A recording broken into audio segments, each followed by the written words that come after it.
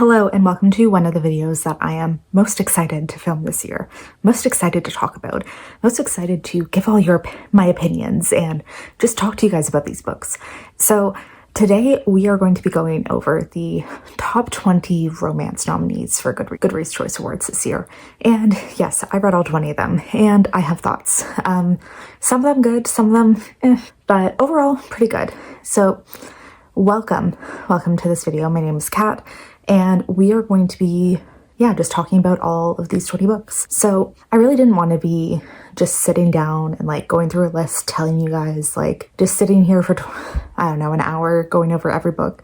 So we're going to be doing this kind of vlog style where I'm going to be taking you along in a few days of my life, and we're just going to sporadically be talking about the books. And so I'm just gonna be taking you along for a day in the life, and we're gonna be talking about the books while we go. I thought that would be much more fun for all of us and a little bit less boring to watch. So welcome, and we will soon be talking about all of these books. So next time you see me, I will have some reviews for us to start talking about. And as always, please consider subscribing if you're interested, like this video, and hopefully I will see you in some more. Okay, so I am going to very quickly get ready and talk about the first two books that are nominated for Goodreads Choice Awards. So at this point, when I'm nominating it, when I'm filming, the winner has come in and all of the books have officially been voted for. Everything is announced.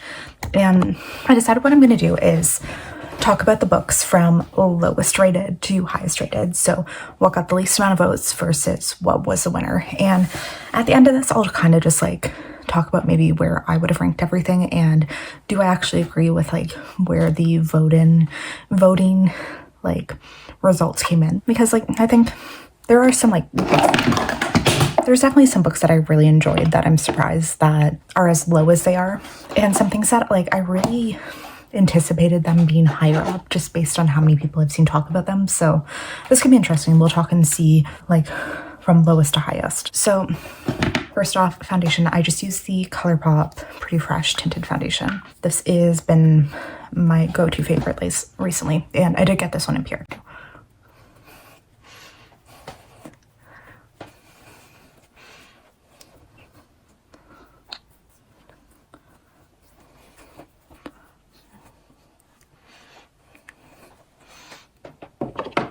And concealer, also using ColourPop Pretty Fresh Tinted hyaluronic acid creamy concealer. Really like this one. Also got it in PR. I feel like it is a decent coverage and leaves like a pretty good decent coverage, and like is pretty hydrating on the skin.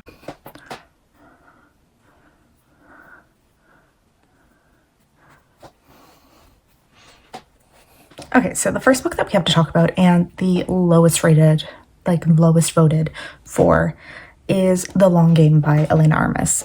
So I think this is her third book that she's released, and the third book that has been nominated for Goodreads Choice Awards, because she is, I know for sure she's a bookstagrammer and has a very big audience there, and a lot of people who have grabbed up her books because of that. And she's also gotten a lot of popularity on TikTok. In this one, we are following the heiress to a sports team. So her father, a woman whose father owns a soccer team in Miami, and she up until recently had been a member of the team, working in management, and was like very involved in the team and all of the like organization, everything. But basically a viral video came out of her like attacking the mascot. We don't know why. There's really no information about it. She's never talked about it. She won't talk about it. But there's this viral video of her very, very publicly attacking the mascot and like beating him up. And this is considered such an embarrassment to her father that he not fully fires her, but basically decides to send her away for a few months while this like media storm dies over, and just hoping that she's out of the way. We can maybe spin this in a good way too if we get her to go do like a community outreach. So bronzer, I use this like Melt Cosmetics. It's like their Sculpt stack. I really like the light medium contour powder in it. So she is sent to this tiny town, kind of in the middle of nowhere, to work as essentially the general manager for a young girls like soccer team.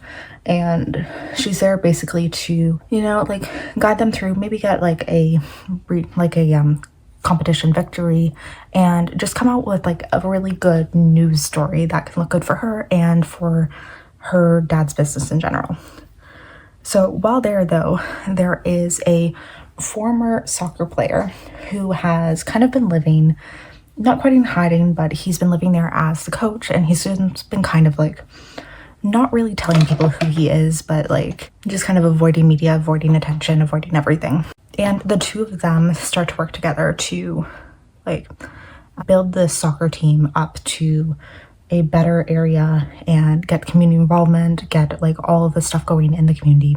But at the same time, it's like an enemies to lovers, because there's some kind of miscommunication where they end up like booking the same area to rent. And so one of them's in like a nice cabin, the other's in a shack, because it's like something really confusing about the rental property, and they just butt heads constantly because she is this like high-powered career woman who's always in high heels and stuff, and they're in the middle of nature, so it's like a huge thing, as you know. And they butt heads constantly, but end up coming together for the team and all of that, and to help her get her career back and him work through some things.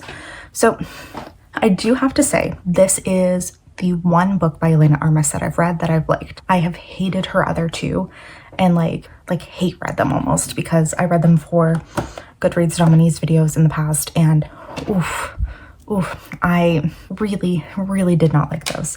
So the fact that I actually enjoyed this and was somewhat rooting for the relationship was like such an incredible, happy surprise for me. And blush, I'm using the Patrick Ta, the newest holiday palette. I think I'm gonna go into one of these cream blushes and see how it goes. Yeah, so it was like I just need to say that to start off with, is that I am very pleasantly surprised with the fact that I actually enjoyed this book. Do I think that it was great? No. Did I really love any of the characters? Not really. This cream is so light. Wow. It's like giving nothing on the skin. But yeah, like overall, I thought it was okay. It like had quirky, cute characters. It had like some of those small town vibes that are nice. And overall, it was okay. It just like, I really can't think of anything stand out about it. And looking back now, like a few months later, I can't really remember anything that was like exceptional about it. Like I don't have anything in my mind that actually stands out. Nothing that like, yeah, like nothing that was that exciting or interesting. Like it was decent. It was decent. I don't think anything was wrong with it, but I don't think that this was like a spectacularly good book either. So like I do think that this is definitely one that like fits well in the lower half of this list, because it was fine. It was perfectly fine.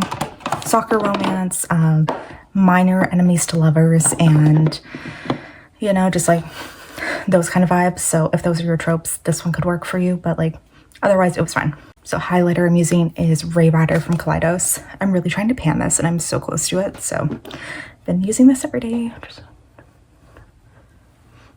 All right, eyebrows are done. Perfect. I can never do this on camera. That's actually, I want to add a little bit more here. That's a bit better. All right, eyebrows done. And the next book, which is in the number 19 slot, is A Long Time Coming by Megan Quinn. So this is book 3 in a series of billionaire romances. So it's 3 brothers, and the series is each book follows a different brother and their romance. And each book in a series also is like heavily inspired by different rom-coms. So the first book was Pretty Woman. The second one is When Harry Met Sally. And book 3 is My Best Friend's Wedding. So this is one where I really loved the first book in the series. I thought book 2 was okay. And then this one kind of just went into that same vein of, I enjoyed it, but it wasn't anything like standout-ish. So we're following this man, Breaker, as his best friend, has recently gotten engaged, and they've been best friends for 10 years. And with her engagement, she is basically being really hardcore pressured by her future mother-in-law to have the wedding within like 5 weeks after the engagement, and to really follow every whim that her mother-in-law has for the wedding itself, because she is high in society and she wants it to give off a certain vibe. She wants to like stay within this like society realm of like having a nice wedding and all of these things. And Leah, the main character, is just kind of being pushed around. So she brings in her best friend Breaker, and her best friend as kind of like her backup. He is there as her reinforcement to make sure that the wedding actually is something that she wants it to be. And because she finds that she's getting like bulldozed over by her mother-in-law constantly, she needs somebody to be there on her side. So he like steps up into this like man of honor type role. And along the way, like as he's going through this, that's when he comes to realize that he has feelings for her. And it's very much like, I guess, as he realizes that she's marrying somebody else, he realizes, okay, this entire time I have loved you, but I guess like never actually realized it because there was never a reason to act on it, because we were in each other's lives, we were each other's person. There was like no reason to bring a romantic element in because we were already like, everything was there for us. I'm gonna use the Maple Syrup Pancakes palette by Too Faced, by the way. I just got this on sale. Okay, that light, there we go. I just got it for like a huge sale because they always, yeah, for all of the Too Faced holiday palettes, if you wait like a month or two after they're released, they're half price off. So it's always good to wait on these ones. So yeah, anyways, it's them going through this wedding and then things falling apart and them getting together. And I feel like for the most part, I enjoyed this. I do like this like friends to lovers things because I love seeing that like strong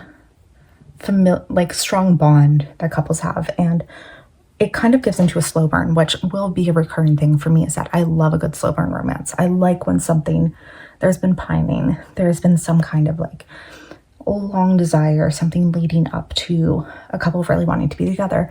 And this, in a sense, had that, but there was like a very, very sudden, like no romantic feelings. We've never felt anything to this like intense, like, oh my God, I love her. She is my everything, which like, I guess can happen. It just like, I don't know. That part did not 100% work for me. And also just when their relationship started, I felt like Breaker, the man, was incredibly pushy on the sexual aspect of the relationship. Like, I feel like he kind of not quite like almost manipulated Leah into being with him. Like he really like pushed all of her buttons and didn't give her an option but to get with him. So that part I felt a little gross about. Like I really didn't love reading about that, and just felt a little icky about that aspect of the relationship. But for the most part, like I did like this one. Some other complaints though is that Leah, the main character, we know nothing about her outside of her relationship with Breaker, I find. Like, we knew nothing about her career. We knew that she was self-employed, but aside from the fact that there was like 2 references to her being behind work, but there was literally nothing else. And I don't like that. I don't like that. I like to know that somebody has a well-rounded life, and like as stupid as it is, I'd like to see a few scenes of somebody at work and like doing something. So that felt weird to me that we literally knew nothing about her. And as well, the whole time, so Breaker has all this time to be man of honor because he is being sued for sexual harassment, which he claimed, the story is that he didn't do it, but somebody is trying to set him up. But like, we don't see anything about that aside from like a resolution of like, okay, well, she dropped the claim. We didn't see any of like the actual like dealing with this, any repercussions for it, aside from the fact that he was just off work for a few months. That was kind of stupid. But yeah, overall, this one was like, it was okay. Wasn't really my jam though. I couldn't really recommend it. I think if you like the friends to lovers and this, like, if you were a big fan of My Best Friend's Wedding, you'd probably enjoy this one, but otherwise I feel like it was kind of a miss. So yeah, like again, I understand why it's at the lower end of this. I'm gonna finish up my makeup and I'll be right back. First impressions are that this is actually like incredibly patchy, and I had such a hard time blending out any of like the darker shades or the mattes. So yeah, I wouldn't recommend. Glad I bought it half price, but otherwise would not recommend. And I'm just using a clear pixie gloss today.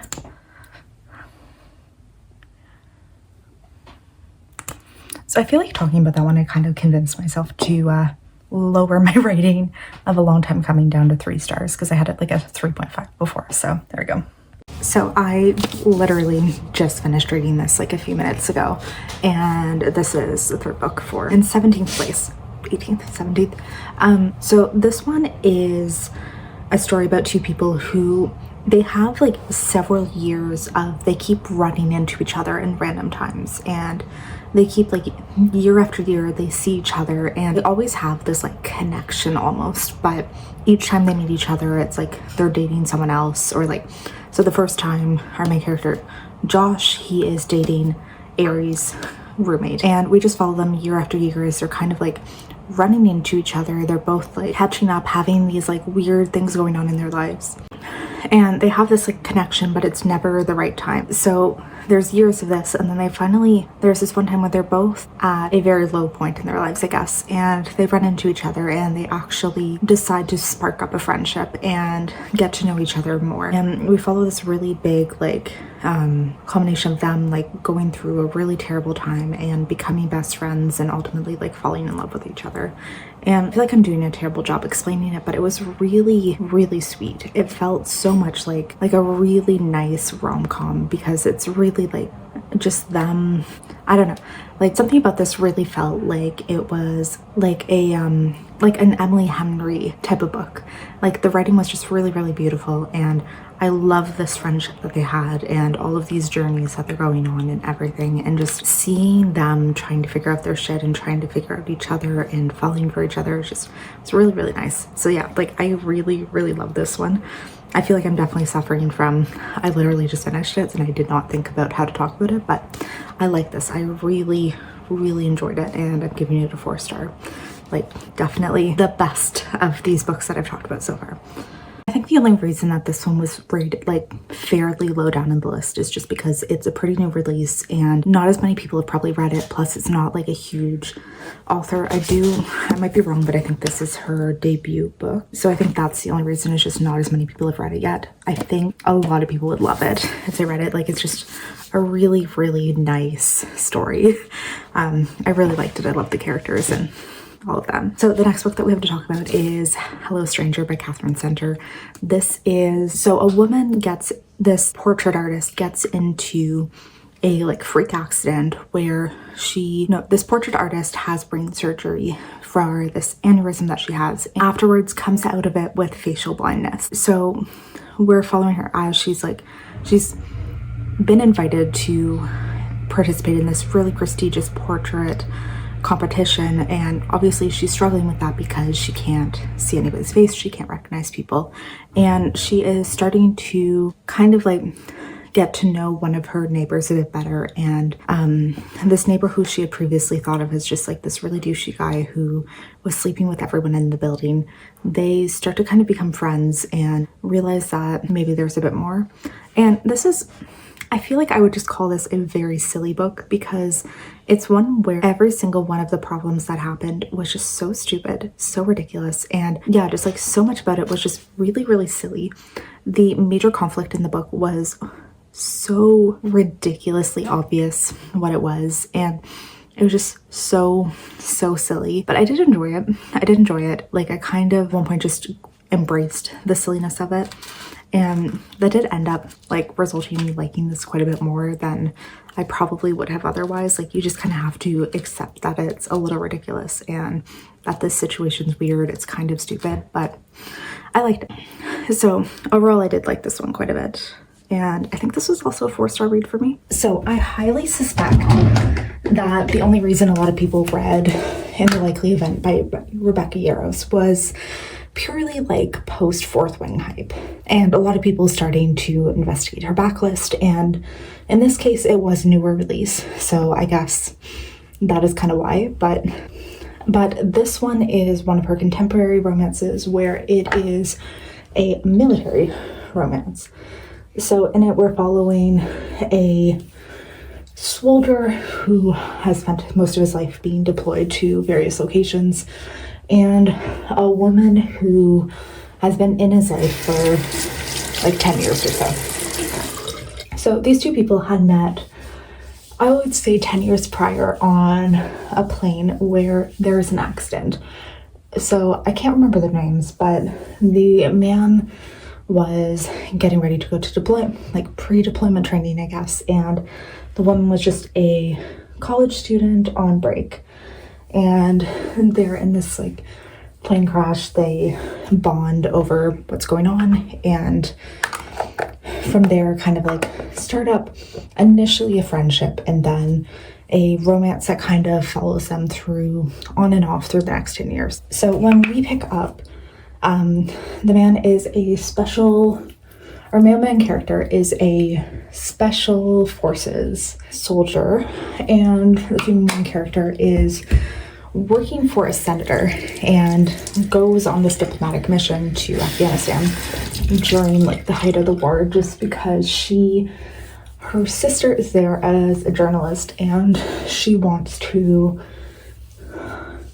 like get her out of the country, because even though her sister is there willingly, she believes that the right thing to do is that she needs to force her to leave. And when she gets to Afghanistan, of course, the agent assigned to her security is this man who she had like an on and off again relationship with for the past 10 years, and they spend like the entire trip, just the two of them like reigniting their love or whatever, like discovering what their love that they had missed. So Sunday, so I used my retinol.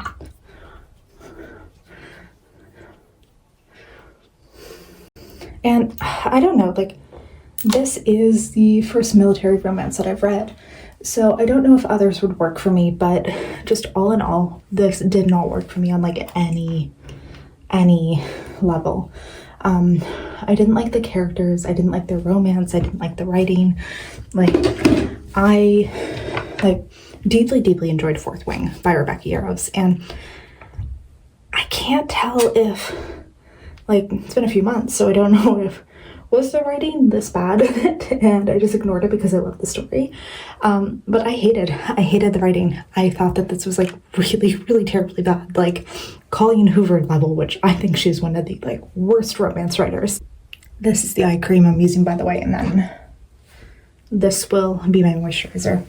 So yeah, just like overall, this was one of the worst romances I've read in such a long time, and I'm really curious now to read like Rebecca Yarros's other backlist books, because I don't know if like she's actually a good writer or not. Like, I've heard so many people criticize Fourth Wing, saying that like the writing was terrible, whatnot. It just like had a few like really popular like tropes happening and a lot of like exciting plot points, and that's the only reason why it was good. And like, arguably I would kind of agree with it, but now I'm curious to see, like, does her writing stand up in any way? Or, like, are all of her romances just this terrible? Because this was so bad. And I do think, I might be wrong, but I think this is my least favorite that I read out of this entire list, because just nothing about it worked. I didn't like the characters. Like, I thought their romance was just so bad. And yeah, I just thought it was so stupid that this one girl is like, I just thought like so many of their motivations were so stupid, and yeah, like none of it worked. So this is my little lip mask. So sadly, I'm very disappointed in this one, and it is a 2-star, unfortunately. So I am sad that I didn't like this, and it's kind of like, so I haven't read Iron Flame yet either, and this is like another reason why I'm a little hesitant about it, because yeah, I'm not hearing great things, and I'm starting to really question if I actually like her writing. So the next one that we have to talk about is Powerless by Elsie Silver.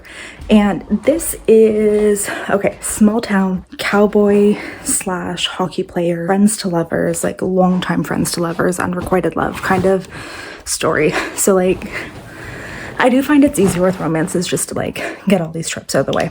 So we are following Jasper and Sloane, who have been friends for like their entire lives and have always kind of like mutually pined for each other but never expressed it. So like neither of them have ever expressed that they've secretly like loved the other one their entire lives, until Sloane gets engaged. And it is to this like really like, I would say, misogynistic man who like really puts her down and really does not let her be herself. And then Jasper kind of realizes this, and he is trying to find some way to help her get and yeah, she's just incredibly unhappy in this relationship. So on the wedding day, she finds out that her fiance had been cheating on her, and she calls in her best friend Jasper to help her get away. The two of them run away from the wedding, sneak off to his family farm, and she stays there to kind of like recover and like grasp with this fact that she has left this marriage and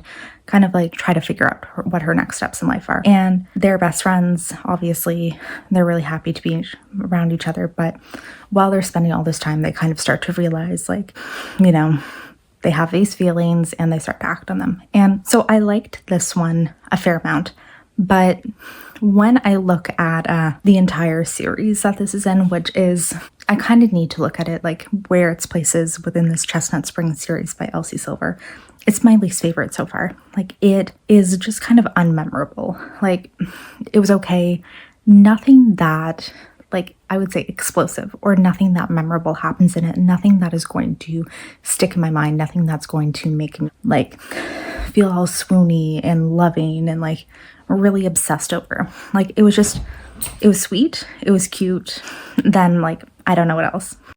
So I think that this series is really, really good.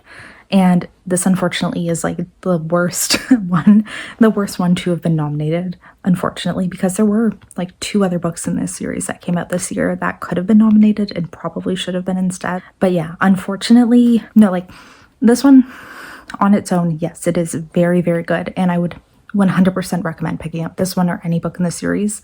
I just think any other book in this series would be better than this one. Hello to a few days later and another little get ready with me while we talk about some books. So primer, Elf Cookies and Cream Putty Primer.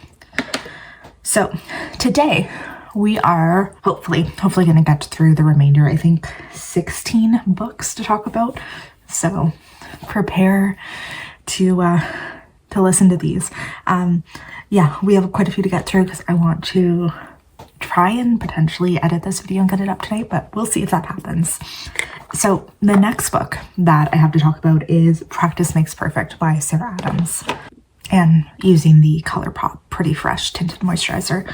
So Practice Makes Perfect, this is the second book of like a small town romance series, which usually is my thing, and I've previously read one book by Sarah Adams, which was The Cheat Sheet. That one was a football romance, and I loved it.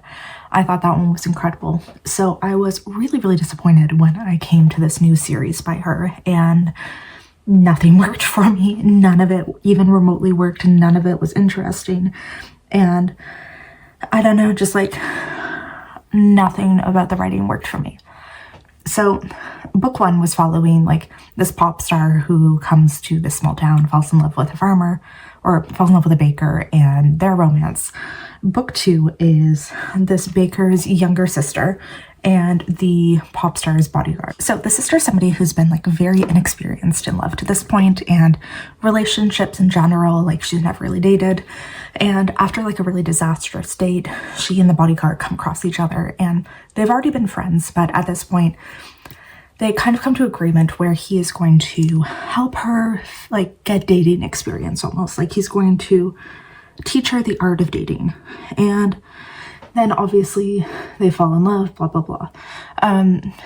So it's kind of like a fake dating, not quite, like they're sort of pretending to date, but just with each other. And he's like this bad boy, tattooed, like really world-renowned for having been like one of the most handsome bodyguards ever. And she's just like a small town girl who is known as being like the really, really sweet, innocent girl, and the one that like everybody thinks is just like an angel and is very clueless about like anything dirty, anything relating to sex, all of this stuff. And that's been her reputation in town this whole time. So she really wants to like have people stop thinking of her that way. I'm just gonna use this face better. And yeah, that's kind of where their relationship goes, is like a big thing of her just wanting to establish herself as an adult and like make a name for herself and prove to the town that she's not this like perfect little angel. I don't know, nothing about it really worked for me. Like I didn't feel that much for the relationship. I didn't really care about the situation they were in. I don't know, like nothing like actually really worked for me in this one. And this is definitely one of my lower rated ones that I read because yeah, just like I didn't feel anything for it. And I'm so disappointed because book 1 in this series also was something that I was really looking forward to and didn't like it either. So I don't know, like lately Sarah Adams has just not been for me, and this is just like really proof of it. I'm using my Melt Stack, a bronzer from it. It's actually a contour powder, but I really like this one. Okay, so next book after that, we have an eighth lowest place, The True Love Experiment by Christina Lauren. So this is a spin-off book from one they'd released a few years ago called The Soulmate Equation, where there's this new technology that basically like does an analysis of people and matches you with the person most likely to be like a match to you. There's like some science basis. I think it's based on DNA. I honestly can't remember at this point, but I really like the first one because it was kind of like, it was a single mother and the creator of this company were matched together, and they were used as this like media story to kind of like convince people to use the project because were being shown as like such a perfect match and being so happy together because they had this like crazy high soulmate score. So that first book I loved. I gave that one a 5-star. And this one is a spin-off where we're following the main character's best friend from the first book. And she is a writer who writes like really spicy romances, and has always had like crazy love life, crazy experiences until recently, where she's kind of just like lost interest in that and hasn't really been living her life the way she used to. She's kind of off the dating track and just like kind of maybe starting to get a bit ready to settle down and stop having these like crazy experiences. So she gets approached with the opportunity to do this like reality TV show where they're going to pick like 20 or so single men who could potentially be good matches to her, and they're going to have her date them and try to find somebody who she thinks is like her next soulmate. And it was kind of fun because she wanted to do this reality show and bring in like romance archetypes of men. So like the golden retriever, why is that the only one I can think of? Like the bad boy, the hot nerd, like all those subtypes of characters that you usually see in romantic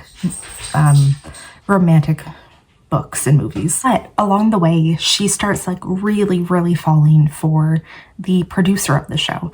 So they start hanging out and they're really working closely together and falling for each other. And that's kind of like the main thing, is that, you know, she's on this dating show, but instead she falls for the producer. Okay, I'm just gonna do my eyebrows and be right back. These turned out kind of rough today, and I don't know how much else will fix it. So, you know, eyebrows are kind of the bane of my existence right now. So, yeah, I liked this one. I thought it was very fun. Did not think it was nearly as good as The True Love Experiment, though. And I think that it was missing, I don't know what it was, but something was missing. And I kind of wish we were focused weirdly more on the reality show aspect, because I think that is very fun. And any book that I followed in the past where they're following this like almost Bachelor-esque show, I find that fun. I find those very, very fun. And it just wasn't emphasized quite enough and this one. Okay, and blush I'm using, it's the Say Dew blush in the shade Chili.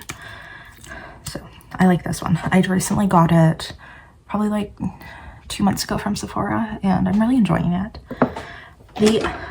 Our next book is the hockey romance to rule my heart. The hockey romance that I have basically deemed the #1, nothing will ever compare.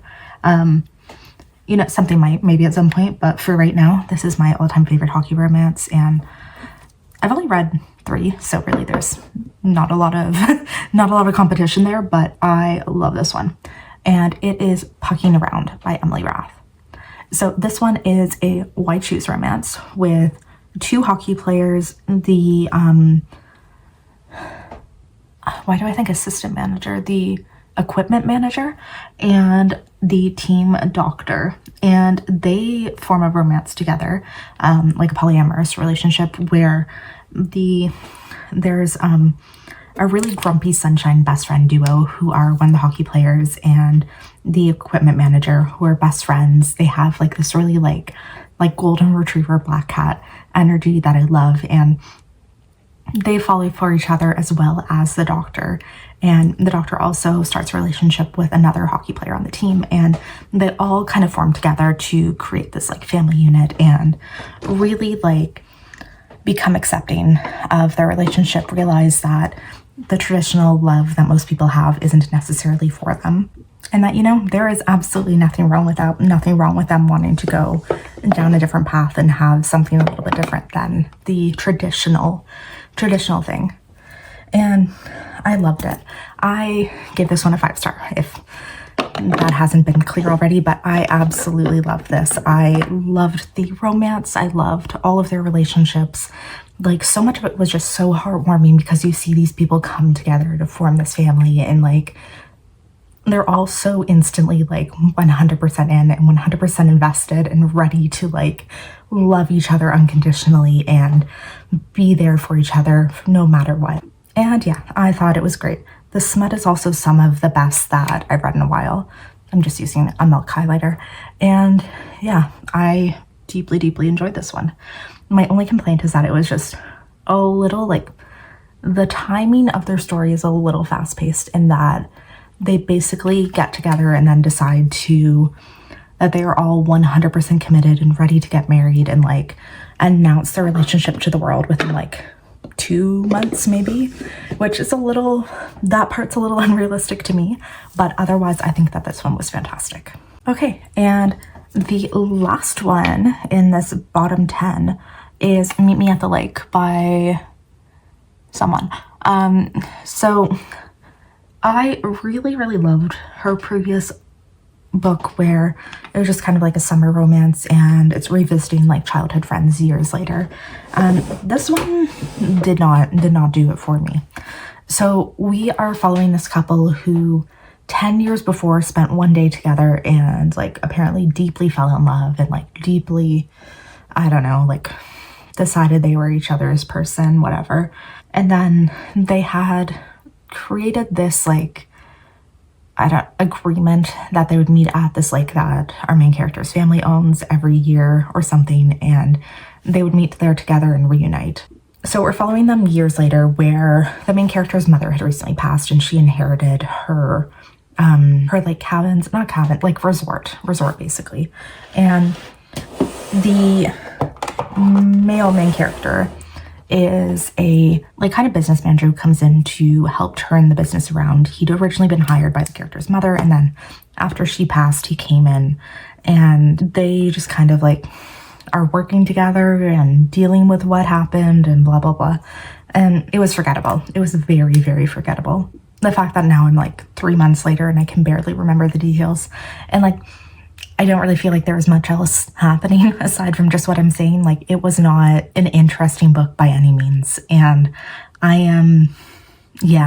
this one very, very low for me, like very disappointed. I was really anticipating this one because the previous book I had enjoyed so much by this author, but yeah, this one, deep fail, forgettable, not interesting. And the love story did not have enough for me to care about it. I did my eyes off camera because I was just filming a reel for it, but that is the very, very simple look with just like one multi-chrome all over. And I'm using the What's Up Beauty Dragon Eye palette, which I got in PR. So there's the palette. It's very, very pretty. And on my lips, I just have this Fenty Cream Gloss. So the next book we have to talk about is Wildfire by Hannah Grace. And so this is the sequel to Icebreaker, which was released earlier. I believe it was earlier this year, not last year. That one was so insanely TikTok viral that I'm kind of surprised that that wasn't the one released, unless I'm very wrong. That wasn't the one nominated, unless I'm very wrong and it was released last year. But we're following one of the hockey players from the first book and his relationship. So he has a one-night stand with this girl, and she kind of like really suddenly leaves afterwards because he's in the bathroom. It's actually kind of cute. He was in the bathroom like trying to hype himself up to ask her out, but he was really like getting nervous about going in there to ask her on a date. And she was like, oh, he's just hiding in the bathroom waiting for me to leave, so I'll leave. And they don't talk to each other. They don't have each other's numbers, all of that. Fast forward to the next afternoon. They find out they're both camp counselors for this summer camp where they're going to be there the entire summer. They're going to be working in with the same kids the entire summer and working very closely because they are responsible for like the same age. And also, the camp has like this non-fraternization policy between employees, so they actually aren't allowed to date. They aren't allowed to be in a relationship while there. And they are both very, very into each other. And once they get past this kind of awkwardly realizing like, no, I wasn't hiding from you in the bathroom. I didn't skip out on you. The two of them get together and then are at the summer camp trying to like kind of sneak around and make sure nobody finds out about their relationship. And I really, really enjoyed this one. So Icebreaker, the first book, didn't like because I felt like every single chapter was like just smut and there was nothing else. This one actually gave us a chance to care about their relationship and develop the characters, develop them around each other. And that worked so well for me. That was something that I sorely needed because I've really felt it was missing in the first book. So I love this relationship. I love the characters together and really, really happy with how this turned out. I was very pleasantly surprised and gave this one a 4-star because I actually cared and I was actually invested in the relationship. And yeah, we're in the top 10 now, which is exciting. So hopefully from now on, most of these books will be much better than the first time we talked about. So next we have the 7-Year Split by Ashley Poston. And this one, it was kind of like a weird, not quite magical realism, but like a little time travel romance. And one thing about me is that I desperately love a time travel romance. It is one of those things that I will always love and always be so like immediately drawn into. And this was no exception, none at all. So we are following this girl who inherits an apartment from her aunt who passed away. And she was kind of given this warning that this apartment is a bit weird. It sometimes has a little time slippage in it. So the apartment itself can bring you either 7 years forward, 7 years back. It's always 7 years and it's always kind of bringing you into somebody else's life. So her aunt had, when she lived in this apartment, had somebody who'd lived there 7 years before and they formed a romance together. But so she always had this warning of things like what is happening to you right now happened 7 years before to that person. So don't go necessarily trying to find them in the real world because things have really changed for them in 7 years while it is taking place for you at that moment. Like just because it's taking place for you right now doesn't mean that person will still care about you the way they did 7 years before. So our main character is going into this apartment and she comes across a young man who was subletting the apartment 7 years prior from his aunt or from her aunt while they were traveling. And they form a romance together. They really fall for each other. They like start like just having this romance in the apartment. And at the exact same time, they in real time, our female main character is working on a book deal and comes across, is starting to work with the man who she had that relationship with. So for her, everything is happening at the exact same moment. But for him, it is 7 years prior. So she's been out of his life for 7 years. He has completely changed as a person in this time. Like, he's reached his goals that he'd been talking about. He really changed so many things in his life, and everything is different for him. But for her, like, it is happening at that moment, like, and she really is struggling to like reconcile who he used to be with who he is now, and that feeling of like, oh, we spent last night together, but oh, that was actually 7 years for you, you know? Anyways, I love this book. I loved it so much. Like, this was a 5-star read for me. This was fantastic. I felt so much about it, and like my emotions were all over the place reading this one, and just could not have been happier with it. Like, so good. So good. I want more time travel romances. I want more books like this. Like, this was fantastic. Next up, we have another favorite sports romance. Like, I don't know who I'm becoming, but apparently it is someone who loves the sports. So we'll see how this goes in the new year. But the next book is The Right Move. And this is a basketball romance between a basketball player and then his sister's best friend, who becomes his temporary roommate. And it's like really I would kind of describe it as like a Grumpy Sunshine romance too, where he is very deeply introverted and very like has been very damaged by these years in the spotlight, because Ryan, the main character, he's been described as kind of like one of the biggest names in basketball, and people are all over him, and he like has no moments of peace. People constantly come into his life trying to use him, so he is really guarded against any new person who comes into his life. And then Indy, his new roommate, is recently getting out of a 6-year relationship where she basically spent the entire time being put down and told to be less than she is because her ex was insecure, and she walked in on him cheating on her, but doesn't understand why she wants to leave him after that. And I deeply loved this romance. Like, a lot of it was both of them learning how to trust people again and how to open up to new people in their relationship, and not like just trust that people in their lives care about them and not just like the status symbol or whatever. And I loved it. I loved this one so much. Like, I really got emotional reading this one, and I don't cry. I didn't cry, but I got a little teary-eyed, we could say. And it was a 5-star read, as which I don't know what is up with all of these sports romances on the list and just like being fantastic for me, but I loved this one, and I would highly recommend it because I think it's going to be quite high up in my ranking. And next we have King of Pride by Anna Huang, which is one of her second book in one of her newer series, where we're following like billionaires again. So in this, it's a billionaire romance with a CEO of a company and a barmaid who works at this like elusive club that all of the billionaires in her books attend. And it's like really like lauded as this club where like people can come and be themselves and not have to worry because everybody there is rich and whatever. So we have Kai, who's like this super uptight businessman who's like really like professional. Everything is like very straight edge. And his romance with Isabella, who is this bartender who he thinks is wild because she has purple hair. She talks about sex, she makes sex jokes, and she's like the complete opposite of any type of girl he would normally go for, and blah blah blah. And I don't know, this one didn't really work for me.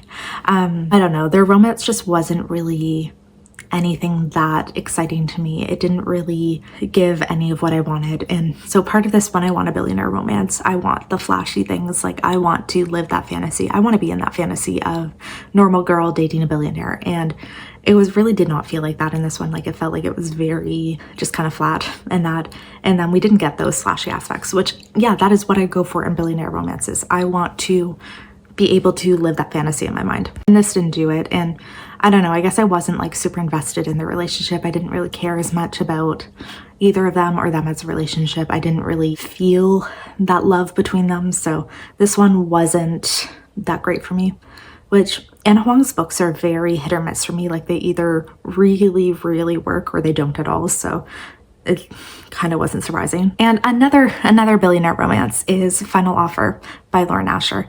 And this one is book 3 in the something Dreamland Billionaire series, I think it's called, where it's basically 3 brothers who are inheriting like a Disneyland type park from their grandfather, and in his will he put these specific requirements for each of the grandsons to follow in order to get their inheritance.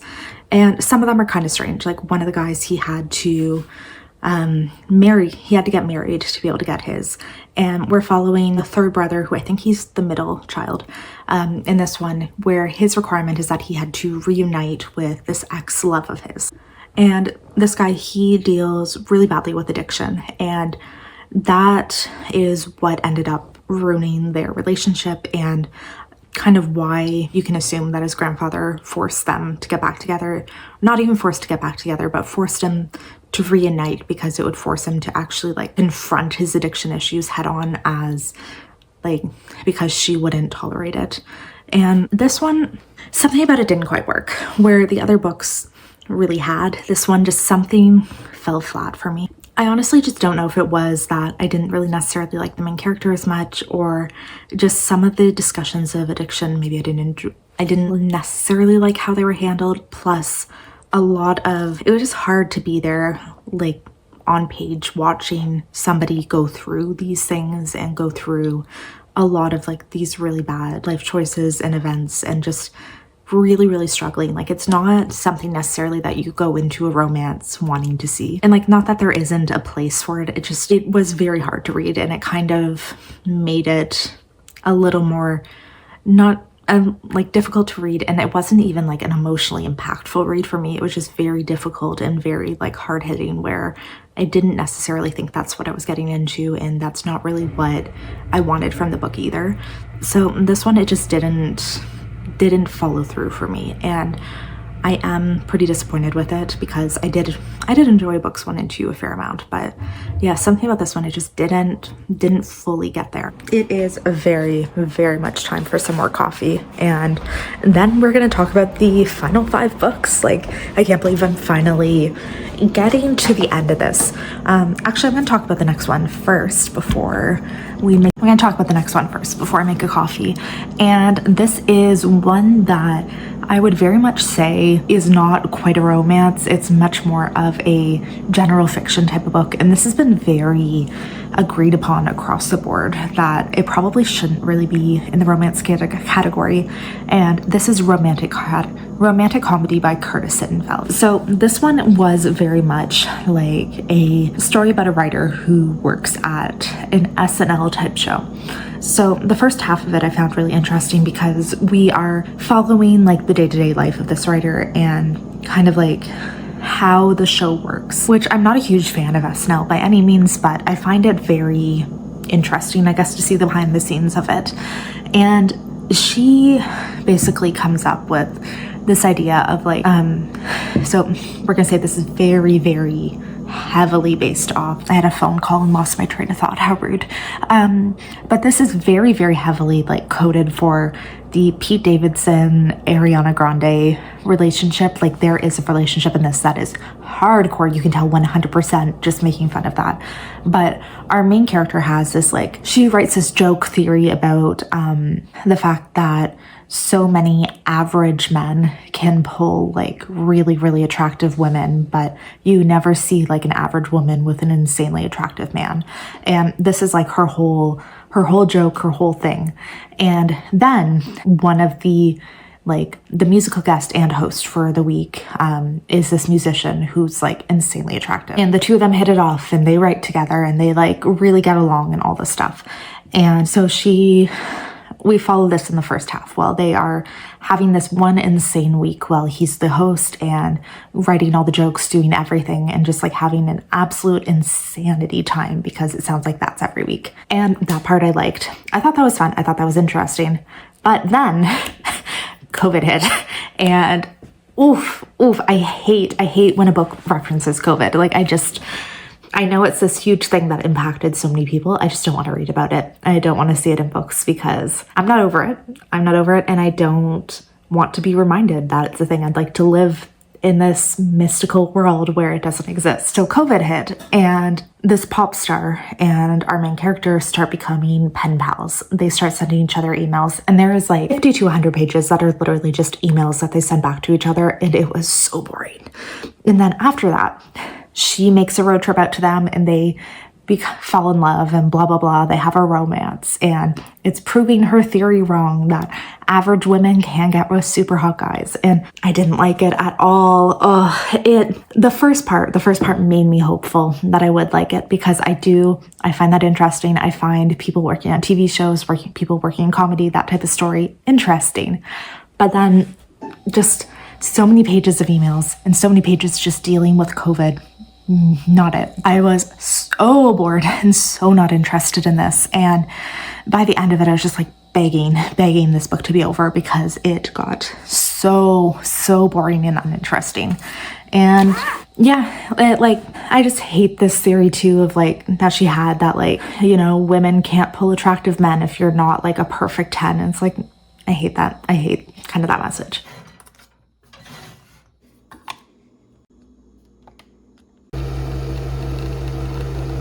Yay, coffee time. So somehow in fourth place, we have one of my most disappointing reads of the year, which is Things We Hide from the Light by Lucy Score. I loved the first book in this series. It's like a small town romance. We're following like groups of friends and all of this stuff. And I loved the first one so much, but this one like completely missed the mark. And honestly, from what I'm hearing from most people who've read this too, they didn't like this one. And again, like it's another one that I'm shocked got nominated, because it was just so long, so uninteresting, and just so many, like, I don't even know how to describe this one aside from, again, it was boring and the romance did nothing. This one I can't really say too much about, because I did read it back in February, I believe, and it was so boring. It was so boring, and I could not, like, getting through this one took so long for me, because it was one that I just like did not want to pick up, and I was like actively like fighting that, actively forcing myself to pick it up, because I wanted to see if it could get as good as the first book. And no, it didn't. The romance just wasn't great. There was too many things going on. The characters weren't great.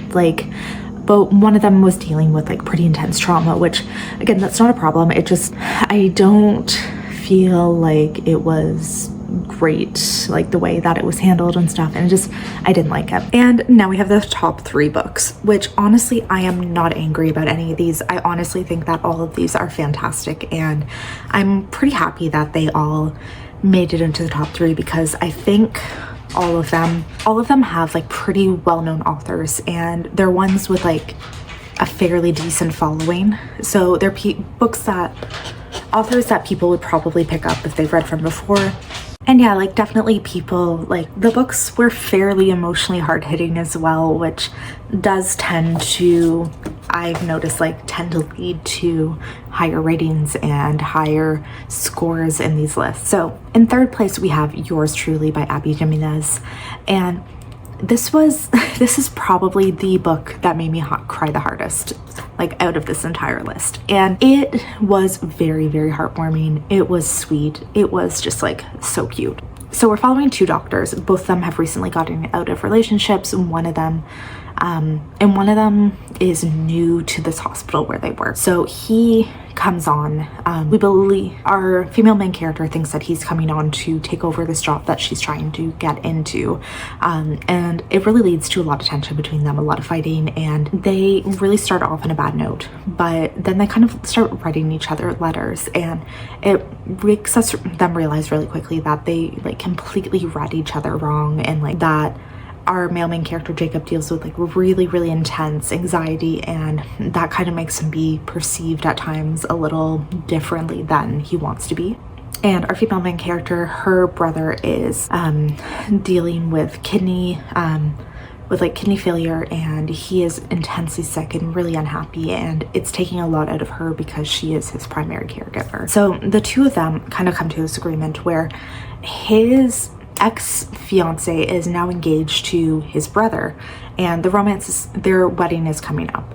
he doesn't care. He's like not really that upset about the fact that she left him, but he doesn't want there to be any like weird moments at the wedding. So he asks her to act as like his fake girlfriend so that they can get through this wedding event and not like just kind of make it easier for everyone, because he doesn't want there to be any tension. And then not as part of the deal, but because he's a really good person, he wants to donate his kidney to her brother. And they kind of start off this like fake dating, but like obviously there's a lot of emotions involved in it, and it's a really, really sweet romance. And like they have some insane communication, like the just way that she respects his anxiety and goes out of the way to try and not even alleviate it, but just kind of help him and let him know that she is there and she respects and like that he is validated for feeling the way he does, and that she does not judge him in any way.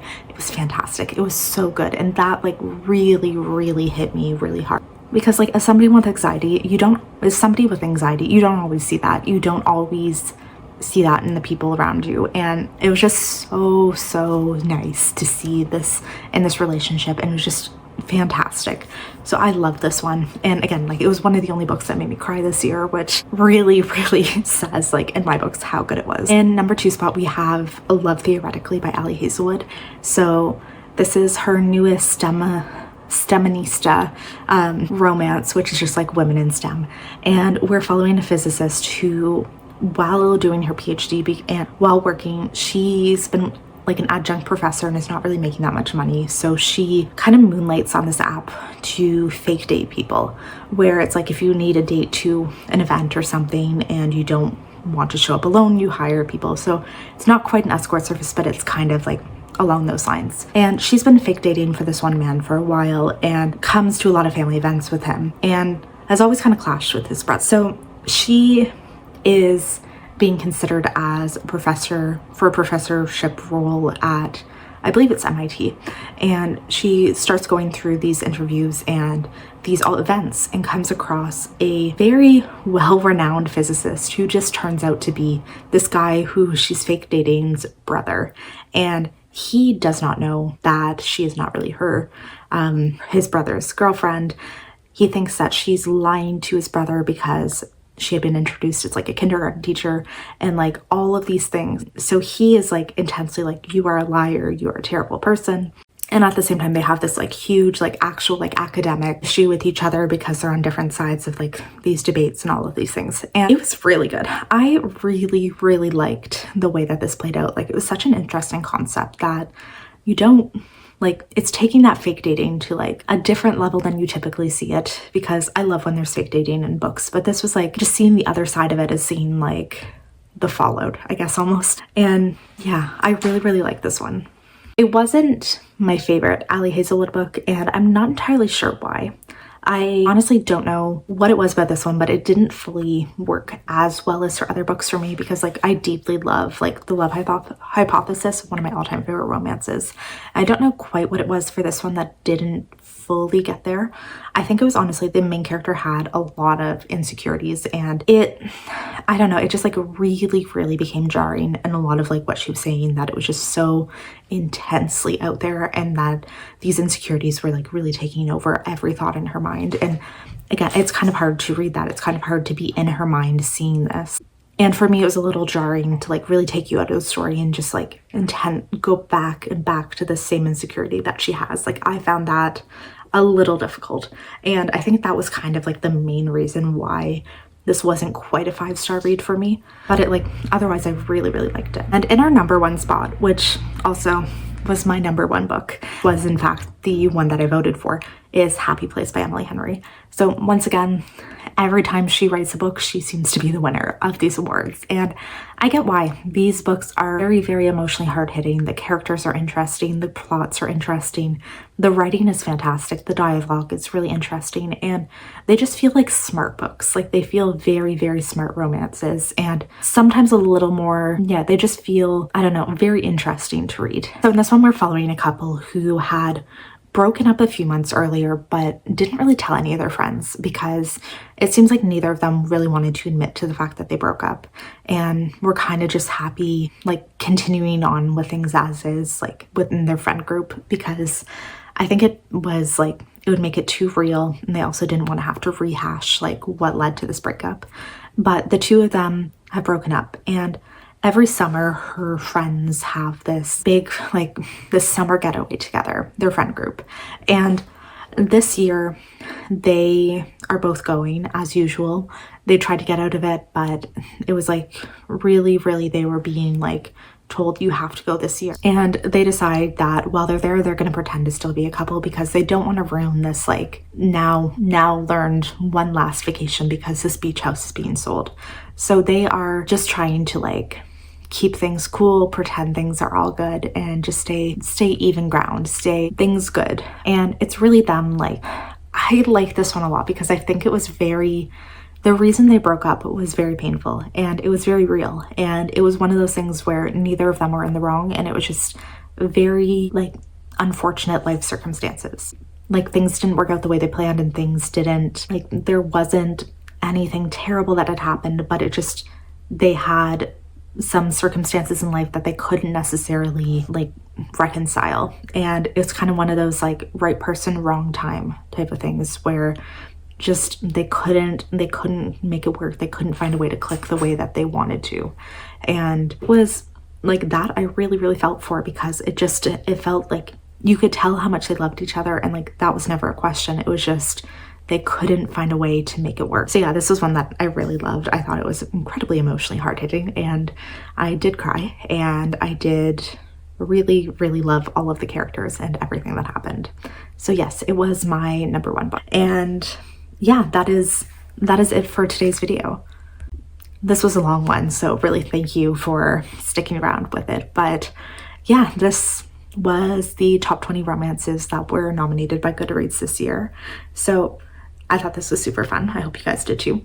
And if you're interested, I will at some point in the next few weeks be having the romantasy, fantasy, and sci-fi category top 20s coming out as well. So stay tuned for those. Please subscribe if you haven't already, and hopefully I will see you in some more videos soon. Bye.